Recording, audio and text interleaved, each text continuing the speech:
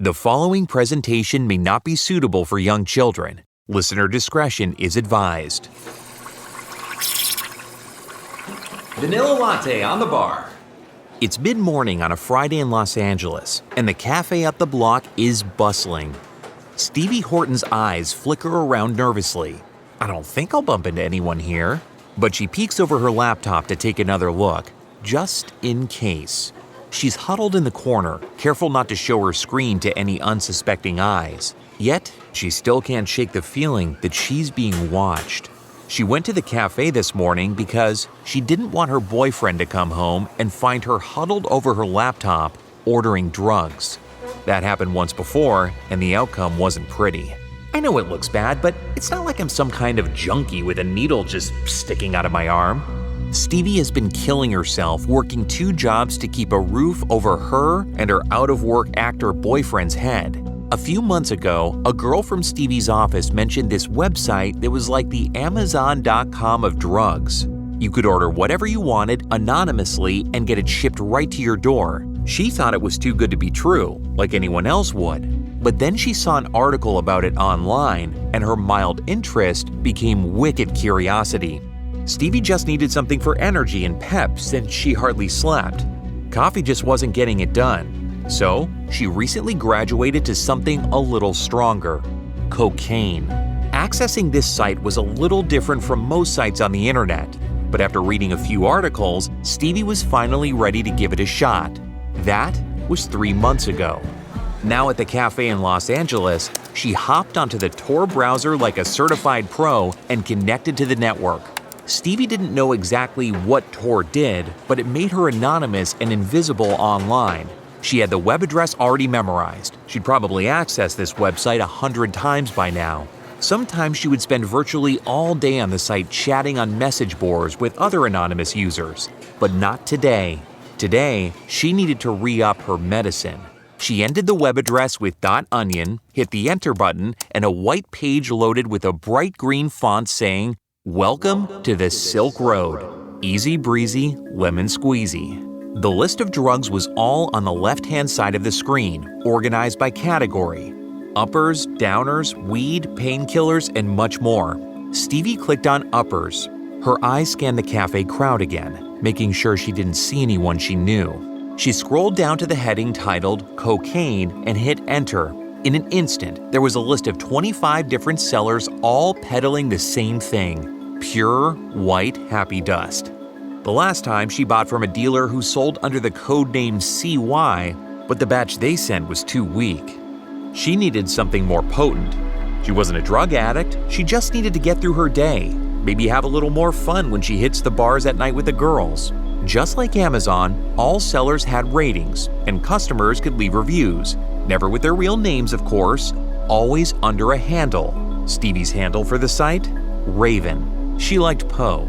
She scrolled through a few more reviews before deciding to buy from someone named C-Punk. All of his reviews were great, and people were saying his shit was strong, just what Stevie was looking for. Her laptop dinged once the Bitcoin transferred into her account, and she promptly placed an order for an 8-ball. A confirmation number was saved to her profile, and now all she would have to do is wait. Her meds would be on her front porch in 3 to 5 business days, and Stevie would be back in business. By the time that white horse arrived on her doorstep a few days later, Stevie was restless, exhausted. Alone at the apartment, she ravenously tore open the package and carved herself a fat line and snorted it. Then, she did it again and again. Oh, this shit was good. By now, she'd been out of coke for a few days. She needed to feel like herself again. And she didn't care if her boyfriend walked in or if her mom suddenly called because it was finally here. Her body was buzzing. She felt euphoric. She wanted to dance. Just one more line and I'm good to go.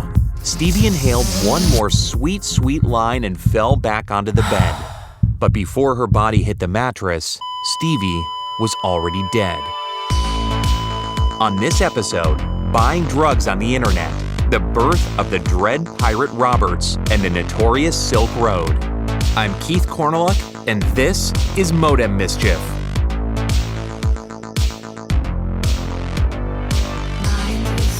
You're listening to Modem Mischief, In this series, we'll explore the darkest reaches of the internet. We'll show you places you won't find on Google, what goes on down there, and some of the personalities involved.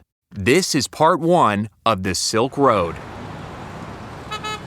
It was an evening in August 2013 when Ross Ulbricht peered out of his tightly closed blinds from his third-floor studio apartment and looked down at the busy street. He swore someone had followed him home from the bar around the corner, but everything looked like it usually did. People were commuting home from work, hopping on and off the bus. A group of teenagers were smoking on the corner. Everything was as it usually was. Nothing to be afraid of. But Ross had been feeling on edge and jumpy lately. He was suspicious of everyone.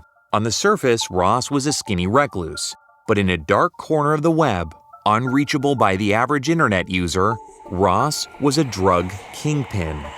People were lying to him, stealing from him, hunting him as he lived and breathed. One tiny mistake or misstep, and everything he had worked so hard for would vanish. With those thoughts bouncing around his brain, his anxiety was beginning to mount. He could feel himself losing his mind, losing himself. Despite having millions of fans online and millions of dollars in his Bitcoin wallet, he'd never felt more alone. That's because, in the real world, Ross mainly was alone. No one could know who he really was, or what he did for a living. Letting that slip would mean putting himself in a ton of danger, and probably jail. So, it was easier for him to keep to himself. Ross wasn't always so paranoid. He used to be carefree. Hell, he was even an Eagle Scout. While completing his master's degree at Penn State, Ross started smoking weed and doing mushrooms. Being high made him feel more interesting, relaxed, funnier. Mushrooms helped him get over his depression, and soon he craved going out into the woods to trip, naked and surrounded by nature. At the mention of politics or the war on drugs, Ross became the chattiest person in the room, unable to keep from talking over everyone about his libertarian views. After graduating, he intended to marry his college girlfriend, get a good job, raise a family. But as he was down on one knee proposing to his then-girlfriend, she casually admitted that she'd cheated on him. Repeatedly. If his love life sucked, so did his job prospects. He tried day trading, being a landlord, and started a video game company, but he failed at all of it. I might be a loser now, but I refused to stay that way. He wanted to be an entrepreneur, like his dad, so he decided to start his own business. But what kind of business could he start? Well, he liked physics, debating, libertarianism. None of those were really businesses, though. What was something he was passionate about? Well, besides drugs and libertarianism, nothing. Ross would love to work with drugs, though, but he didn't have the credentials, and he wasn't going to spend another 10 years at school getting them. He tried to let the idea go, but he just kept coming back to drugs. Manic, Ross stayed up for days on end planning and growing the idea taking shape in his head. An online drug marketplace. He'd spent the last 2 years at Penn sharpening his libertarian views and was passionate about combating the war on drugs. But Ross's beliefs didn't seem to have a place in polite society. Incredibly brainy, but not super tech-savvy, Ross began hitting message boards to learn about and research possible platforms for this marketplace. The next few months flew by, with Ross hardly leaving his room. Computer monitors replaced his childhood trophies, and takeout containers began stacking up in corners of his bedroom. Ross's vision became cemented in his mind, and before long, he knew exactly what he wanted. He was ready to start building. With that, Ross posted a help wanted ad on one of his message boards, and within a week, hired a hacker to help him build the site. The marketplace was designed to be an outpost where people could buy and sell whatever they wanted. Mostly, though, it would be for selling drugs. There would also be message boards where Ross would end up spending much of his time. And of course, porn. Because what's a website without porn of some kind? The key was that Ross wanted everything to be anonymous. So, Ross had the site set up on the dark web. This section of the internet isn't your average .com kind of place.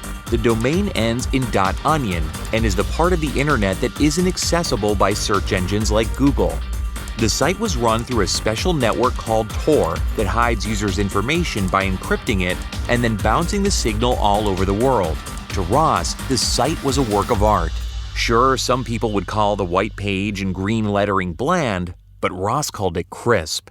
Once users created their anonymous profiles and picked their handles, they were free to explore the site. On the left-hand side of the screen, there were lists of different drugs: cannabis, disassociatives, uppers, and downers, to name a few. Clicking on a category would list all the sellers, pictures of their products, and reviews. Past buyers would be able to leave ratings, and potential buyers could pose questions, all designed to make the site transparent despite its anonymity. Ross was in love with his creation, but he still had one problem: payment. Paying with a credit card or bank account meant the police could link drug sales directly to customers' names and addresses, even though the site itself was secure. Ross needed the site to be completely 100% anonymous, all the way down to the financial transaction. It was the only way people would risk buying anything from the site, and without it, there would be no business. It's not like customers could pay in cash. He needed something both anonymous and encrypted so users wouldn't have to worry about getting busted by the cops, but nothing that sophisticated seemed to exist. Yet.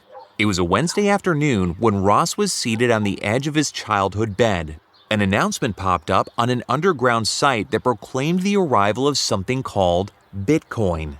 A quick search about Bitcoin, and Ross found out that it's an anonymous cryptocurrency, unregulated by the government, and untraceable by law enforcement. Jackpot! It didn't take Ross long to get his site to accept Bitcoin as its primary form of payment, and by the end of 2010, it was ready for public. What would he call it? This was his brainchild, after all. He thought for a moment about what he wanted the site to be. Like the original trade routes coming out of Asia, his marketplace would allow users to trade drugs and other goods and open up people to new beliefs. He decided to name his creation in honor of the cultural pipeline that allowed Asia to grow into an economic powerhouse that changed the world. He wanted his site to have the same reach and cultural impact. Ross typed "The Silk Road" into the empty space at the top of the site and hit publish. Now he was ready. The Silk Road was officially live at the end of January 2011, but after a month of business, not a single person visited the website. Ross went back to his faithful anonymous message boards once again. This time, he wasn't coming to get anything. He started actively promoting the Silk Road. As visitors to the Silk Road started to climb, so did his excitement. Then, it finally happened. He made his first sale, an eighth of weed. Not much, but a start. Ross needed more. What he needed was a bit of media attention, he reasoned. That would help him get the Silk Road into the stratosphere. Within a week of blasting every online media outlet, only one person responded: Adrian Chen. Chen worked for the online magazine Gawker. If you're unfamiliar with Gawker, it's the site that published the Hulk Hogan sex tape and got sued into oblivion for it. But first, Gawker needed to know, could users really get illegal drugs shipped from the site to their home without having to worry about the police breaking down their door? They tested it out for themselves. The answer was a resounding yes. Gawker posted their exclusive article in June of 2011, complete with over 20 pictures of weed, acid, LSD, coke, fentanyl, Xanax, and oxycodone, all captured from the Silk Road postings.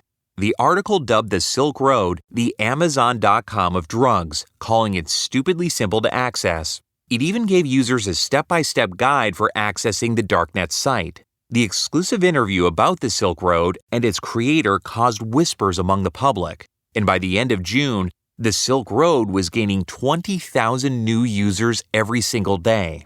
People came for the drugs, of course, but they stayed because of the culture the site's creator was facilitating. As the site began growing in popularity, Ross stepped away from selling small amounts of weed to simply managing the Silk Road. He responded to every question, customer service request, and kept the code up to date. As Ross became comfortable in his new role as CEO, he began posting on the message boards to encourage interaction among the site's users. Ross and his followers saw the site as the beginning of a new era for human rights and freedom. Ross had been posting under the handle Silk Road Admin, but he felt like it was important to give himself a proper handle with his increasing engagement with the community.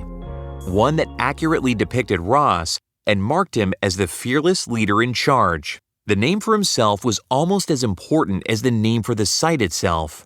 Ross was the Silk Road after all. He was the market, the person, the enterprise, the captain of the ship, and he needed a name that could encompass all of that. He announced his name with a short video clip from the cult classic novel and movie, The Princess Bride. I know who you are. Your cruelty reveals everything. You're the dread pirate Roberts, admit it. With pride. The name he chose was Dread Pirate Roberts. Ross made it very clear how he viewed himself and the image he hoped to project into the world. With the overnight explosion and growth of the site, everyone brought their own opinions about the Silk Road with them. Sellers wanted the site to remain focused on drugs. Libertarians wanted to bring more politics to the site. And a third group called for more anarchy. Well, if you sell drugs and guns, why not also sell kidneys and cadavers? Just because the Silk Road was outside the confines of the law didn't mean the site was lawless. All marketplaces had rules and restrictions, and the rules Ross created for the site intended to be the guiding principles. They were: 1. Treat others the way you want to be treated. 2. Mind your own business. And 3. Don't do anything to hurt or scam anyone else. Ross also explicitly stated on the homepage that child porn, stolen goods, and assassinations weren't tolerated on the site. The Dread Pirate Roberts didn't want to go down in the history books as a mob boss or a drug dealer. He wanted it clear that he was a legitimate businessman, like Mark Zuckerberg. You know, a real upstanding guy. By the end of 2011, Ross increased his cut of each transaction from 3% to 12%. It wasn't about the money, but Ross was the one who created the site, and he should get more of the profit.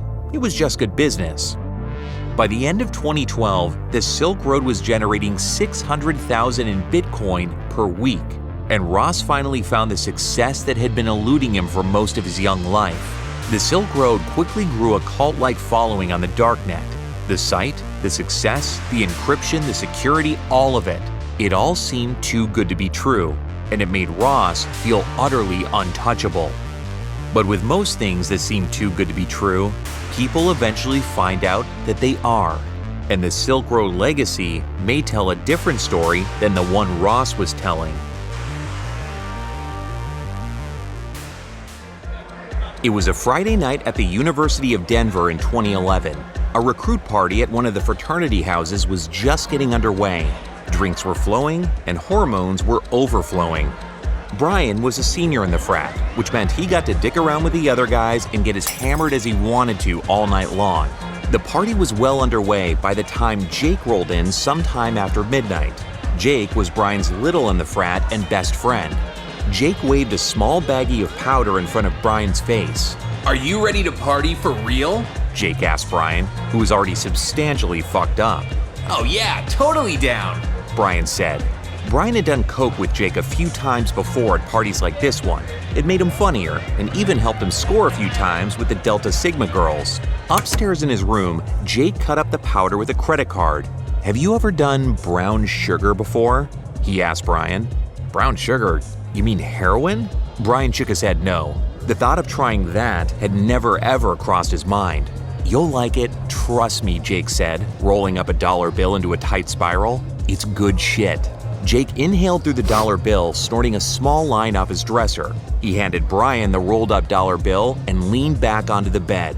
Jake drifted off into a haze. Brian had Jake's drugs before, and they were always legit. Besides, Jake wouldn't give him anything he couldn't handle. Brian put the bill into his nose and finished off the second line Jake had made on the dresser.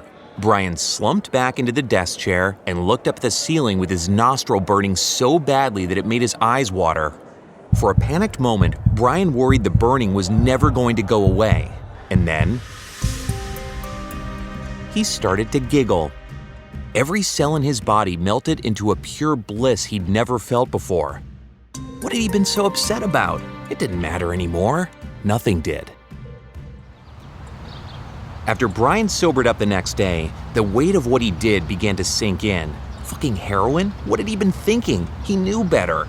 People die from heroin every day. He didn't want to end up like Tommy at the end of Trainspotting. What made it all worse, though, was that Brian had liked the drug. A lot. He liked heroin more than weed or coke, and despite being a smart kid, he couldn't fight off the singing in his brain that constantly called for more of it. When he graduated college in 2012, Brian moved across the country for a new job with a good financial firm in Boston. He'd managed to keep his nose clean, literally, since college, but it was a battle he had to fight every day.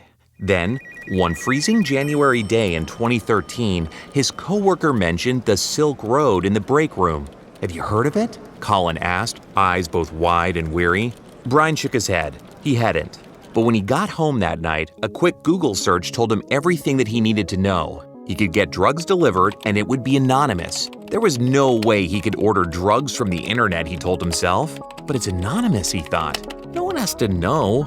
It didn't take long for Brian to cave.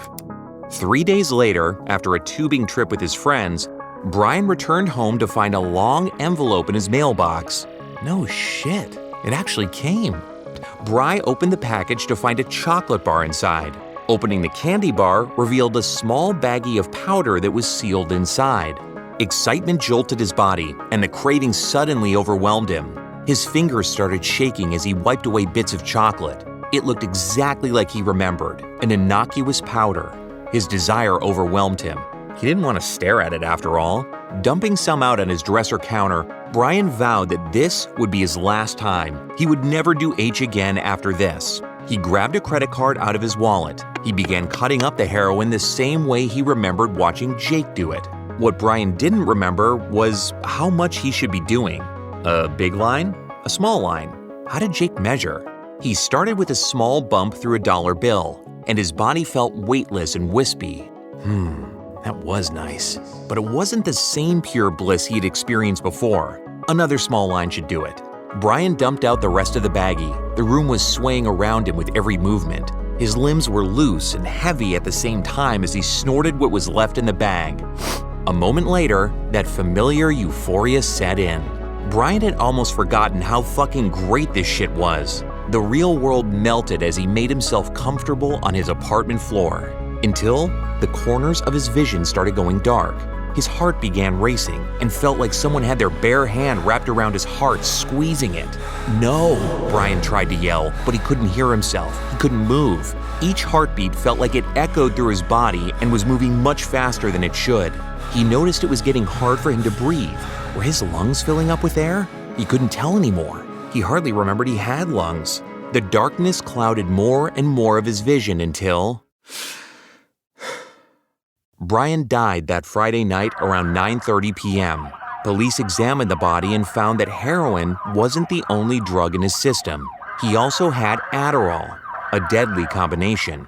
His death was ruled an overdose. Investigators looking into the case quickly ran into dead ends. Brian's death remained unsolved, and his family was left confused and heartbroken at the sudden loss of their only son.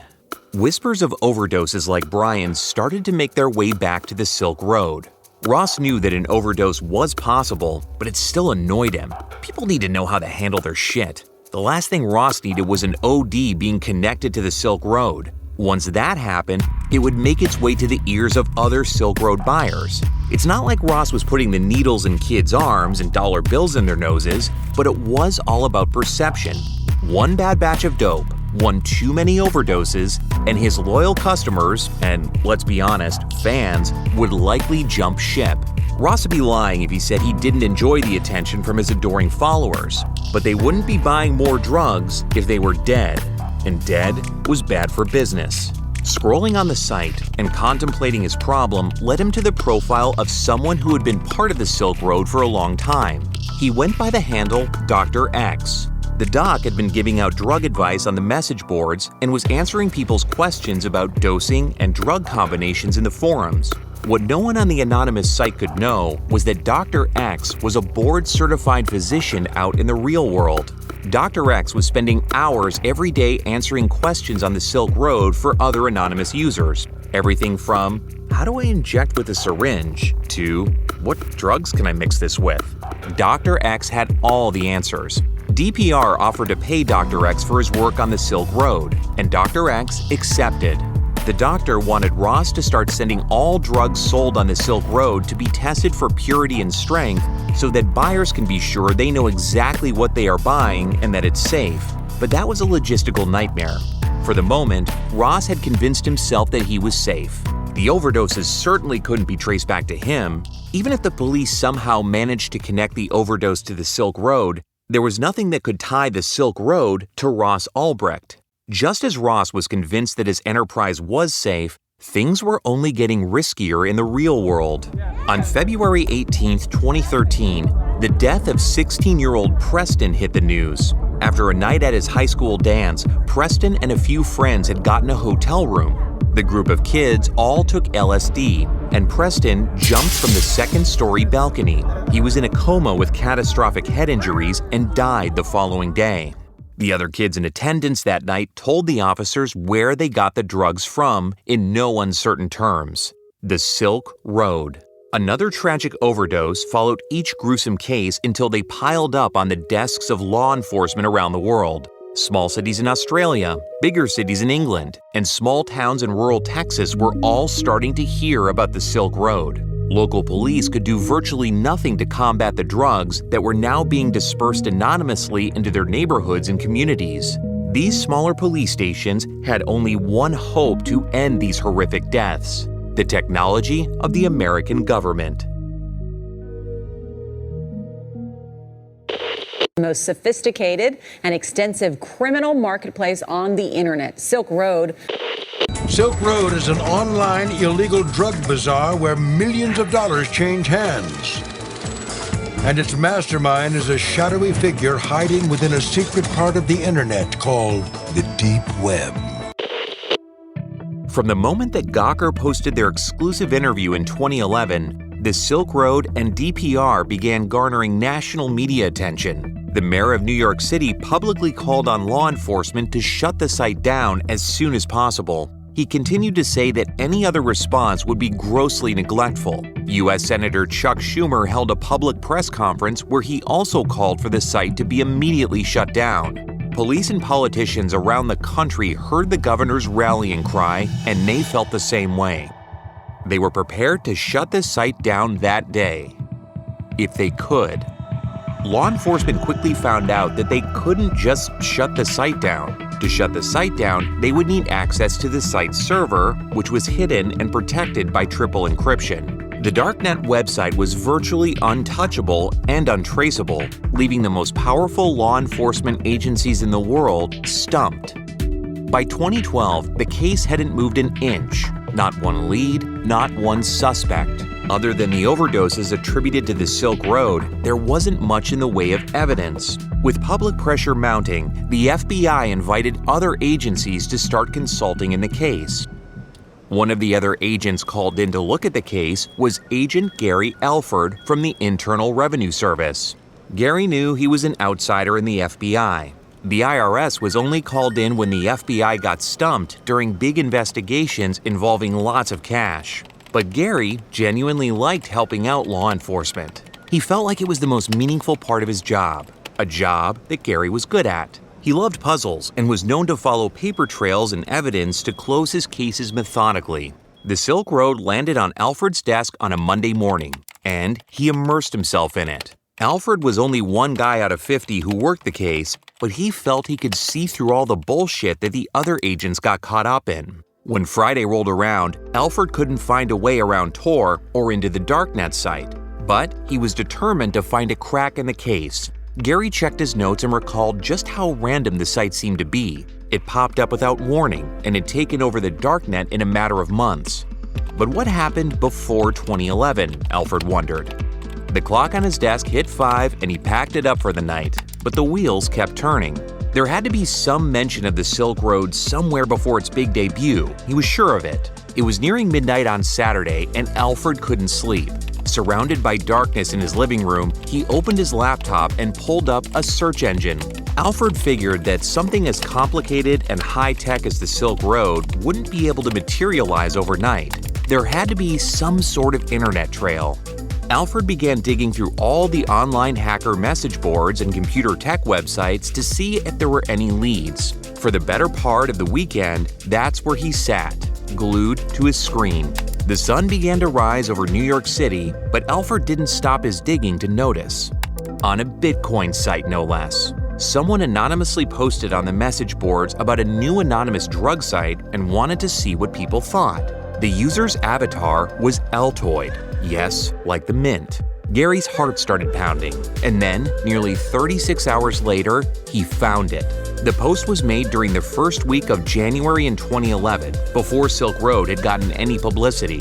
Gary's gut told him that this was something. This was a clue. How did this user know about the Silk Road before anyone else seemed to? Alfred clicked onto his profile and began scrolling through Altoid's comments and posts until he stumbled onto another clue. Altoid created a post back in 2010 on the same platform asking for the help of an experienced programmer. Altoid left his personal email address on the posting for programmers to use to contact him. The email address? rossulbricht01@gmail.com. On Monday morning, Alfred rushed into FBI headquarters, the email address written on a torn piece of notebook paper carefully tucked into his suit's inner pocket. He punched floor number 13 and had to fight the urge to skip his way into the cybercrime squad room. Alfred spoke to a special agent at the FBI and told him about the search he did over the weekend and the email address he found. Alfred wasn't sure what sort of reaction he expected to get from the special agent in charge. Maybe excitement, maybe a hint of approval. This was a lead on their case after all. But when Gary, flushed and winded, explained the evidence he found and showed it to investigators, Alfred was met with skepticism and disapproval. "Where'd you find it?" the special agent asked, looking Alfred up and down. Alfred felt the excitement drain out of him with that look. He'd only been hired on the case a week ago, and he was already convinced he cracked it. But he should have known that the FBI wouldn't take him seriously. Just Google, sir. Alfred gulped. The FBI agent stared dubiously at Alfred like the interloper he was. The agent put the paperwork detailing the lead on top of a big stack of papers. The next second, a young agent entered the room and dropped a fresh stack on top of Alfred's reports. "We'll run it down with the others, Chief." He then immediately turned his attention back to his desktop computer. Gary had been dismissed. The FBI never got around to running down Alfred's lead. And once again, the case against Dread Pirate Roberts was stalled. Meanwhile, DPR had a mutiny on his hands. It was a typical California day, cloudless and sunny. When Ross was at a cafe just around the corner from his place, catching up on the Silk Road message boards, when a chat dinged on his laptop. It was a message from a longtime buyer off the site. The user messaged DPR to let him know that one of his sellers had offered the buyer some off-market items for a small additional fee. Ross tapped the keyboard furiously, unable to believe his luck. "What off-market items?" DPR messaged back, hitting send with a groan. A moment later, his computer dinged again. The buyer sent Ross a screenshot of the message where his seller was trying to sell off-market passports, guns with scratched-off serial numbers, credit cards, and some bizarre and weirdly specific donkey porn on top of the drugs. Ross felt his face get hot the longer he stared at the computer. He was furious. No, beyond furious. How dare they break his rules? This was his ship. If the sellers couldn't play by the rules, they would have to walk the plank. Ross sat back down and cracked his knuckles before letting his fingers unleash a fury. How dare he pull a fast one on the Dread Pirate Roberts? DPR was the king. He saw everything, heard everything, and could end anyone. He had a one-strike policy. Breaking the rules meant that DPR put his profile in cyber jail. Ross finished by deleting and blocking the user's messages and leaned back in his chair with a sigh. He didn't care whatever bullshit the guy was going to write back. Entertaining him would only be a waste of time. His site was raking in millions of dollars, and the pressure on Ross was mounting. He was keeping up with all the message boards, keeping an eye on his sellers, and continuing to update his code and the site's security measures. He was feeling the pressure to be and do it all. Then, a light bulb went off in Ross's brain. Maybe he could hire some of the other loyal users on the site like he did with Dr. X. Ones that had been there from the start and that he knew were trustworthy. Leaning over his keyboard, he drafted a message to Variety Jones, asking him to come on board as a manager and mentor for the Silk Road. And Varsity Jones excitedly agreed. That was it, Ross thought. All he had to do was delegate some of his work, and then maybe he'd be able to stay on top of his duties. Then he could relax a little bit, maybe finally sleep again. Ross went on to hire a few more people loyal to the Silk Road site. Scout to help moderate the message boards, Inigo to respond to customer service questions or complaints, and Chronic Pain to help dole out some narcotics advice alongside Dr. X, who was working up to 8 hours a day responding to inquiries from the site. Their little team was small, but mighty. Ross was finally able to concentrate on what mattered, keeping the Silk Road up, running, and anonymous. Ross was more confident than ever that the Silk Road was here to stay. He'd finally built his empire. That didn't mean, though, that Ross wasn't feeling the tension rise. Law enforcement was starting to circle like sharks. One toe out of line would mean that everything he had built would come crumbling down. He began running daily security checks and updated his code every week. At the end of the day, the success of the Silk Road came down to Ross and Ross alone, whether or not he could keep the charade running. For now, he was safe, but the future was yet to be decided. It was a Thursday in January of 2013 when Ross got a message from Inigo, one of his Silk Road employees, that there seemed to be a problem. With the message, Ross felt his stomach start to sink. A problem? Ross asked. What problem? Ross had been spending night and day working on writing and rewriting code that would help the site accommodate more users and add more forums and platforms that were all just as secure as the main site itself. Ross couldn't remember the last time he had a decent night of sleep, wearing his patience down to nothing and rocketing his stress to new heights. His computer dinged when Inigo sent him another message, and his eyes quickly scanned the computer. Ross immediately felt his blood boil and the rage grow in his stomach. Someone had stolen over $300,000 from him. According to Inigo, someone on the Silk Road team had taken the money straight out of the website's private account. Ross had to get up from the computer before he punched a hole through it. He took another hit of a half-smoked joint sitting in an ashtray piled high with roaches. Ross had never been so mad in his entire life. He took another hit from the joint, his clenched fists still shaking. Someone thought they could steal his money? Stealing from him was serious fucking business. He wasn't a small-time kid anymore, and this wasn't a small-time business. What almost angered him more was that the person clearly thought that they could get away with it. As if Ross wouldn't notice, he was only running a multi-million-dollar international drug trafficking ring. He found out fucking everything. If they thought they could just steal from the Dread Pirate Roberts, they had another thing coming.